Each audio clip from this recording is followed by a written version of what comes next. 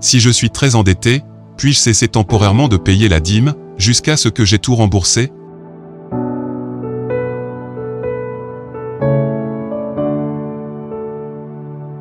On peut bien évidemment interrompre le paiement de sa dîme pour rembourser une dette. Le remboursement des dettes est obligatoire. La dîme, quant à elle, ne l'est pas, pour la simple raison que ce commandement fait partie de la loi de Moïse, alors que les chrétiens ne sont plus sous la loi. Ne vous méprenez pas, il est très important de donner pour l'œuvre du Seigneur.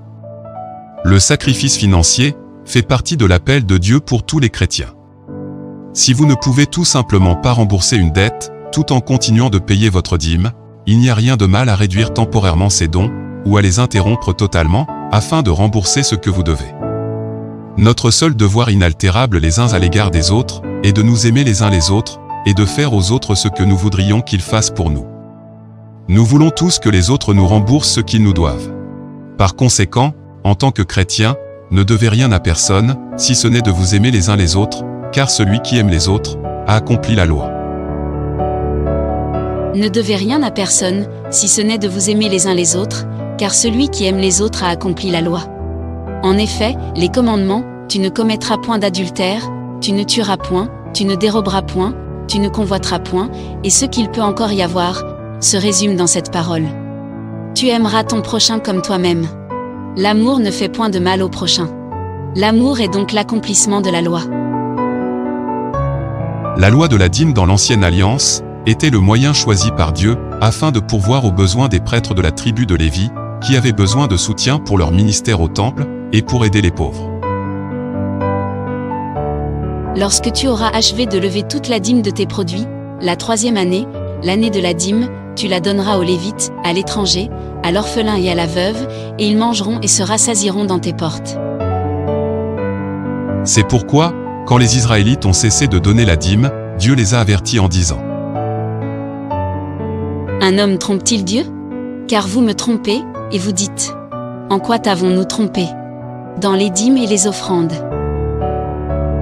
Les descendants Lévi qui servaient toujours au temple, pendant la vie terrestre de Jésus, exigeaient la dîme. Mais les choses ont changé après la mort, la résurrection et l'ascension du Seigneur. Christ est désormais notre seul grand prêtre, tandis que les chrétiens sont le temple de Dieu et son sacerdoce royal. Ainsi, puisque nous avons un grand souverain sacrificateur qui a traversé les cieux, Jésus, le Fils de Dieu, demeurons fermes dans la foi que nous professons. Notre grand prêtre nous administre la nouvelle alliance, qui est la loi de Dieu écrite dans nos cœurs, en nous donnant le Saint-Esprit, qui, par sa puissance, nous pousse à nous aimer les uns les autres. Si quelqu'un possède les biens du monde, et que, voyant son frère dans le besoin, il lui ferme ses entrailles, comment l'amour de Dieu demeure-t-il en lui? Petits enfants, n'aimons pas en parole et avec la langue, mais en action et avec vérité. L'amour de Dieu pousse le chrétien authentique à donner. Les épîtres du Nouveau Testament n'ordonnent pas, et ne recommandent même pas de donner la dîme, ou un quelconque autre pourcentage. Le don est un fruit de l'amour chrétien. Les chrétiens peuvent, s'ils le souhaitent, donner la dîme à l'Église, qui est un 10e de leurs revenus, afin de répondre aux besoins matériels et spirituels de ce monde. Certains donneront plus, d'autres moins.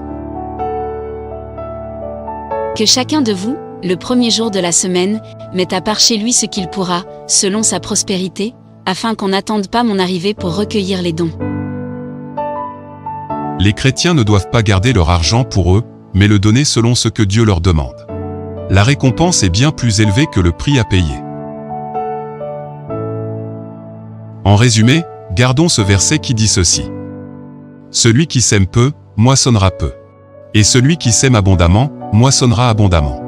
Que chacun donne comme il l'a résolu en son cœur, sans tristesse ni contrainte. Car Dieu aime celui qui donne avec joie.